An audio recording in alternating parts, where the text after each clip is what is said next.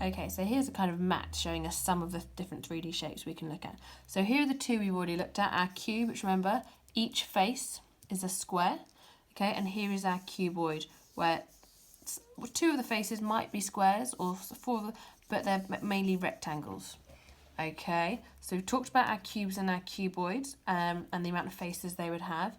And then hopefully you would know this. So here we've got our sphere, which is the same as a ball like a football, or the moon, and it only has one face. Okay, it goes all the way around.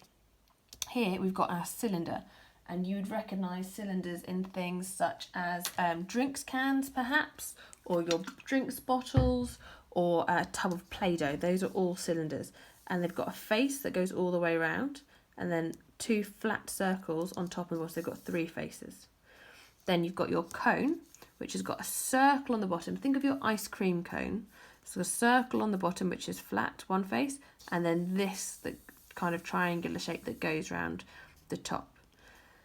Now then, these two, I know lots of you do get confused sometimes. Okay, a square-based pyramid is when it's got a square on the bottom. So if it's got four sides, that means it's going to have four triangles around the outside, isn't it?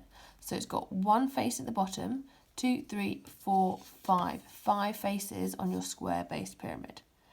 Now then, a triangular prism, okay, it's got a rectangle at the bottom. So a rectangle at the bottom, rectangle at the side, rectangle at the side, and then on each end, it has a triangle. Okay, so it's really worth thinking about what, even if I can't see that one on the other side, I know there must be a face there to finish it. Or there must be two faces there. Think about the shape on the bottom and how it can be completed, and that will help you think about how many faces they've got. Okay, the other thing I wanted to talk to you about was edges. This is an edge, okay? An edge basically just means line. Okay, so these are the faces. Yep, the flat bits are your faces, and then your edges are your lines. The other thing I wanted to talk to you about were your vertices. Vertices are your angles where two lines meet. Okay, so on this, for example, on this cube, there are 4 vertices just on that one face. And then you've got this face, and there are 4 vertices, and this face, and this face, and this face. Okay, so when you think about vertices, you need to think about all the faces. So for the sphere, for example, how many vertices does it have?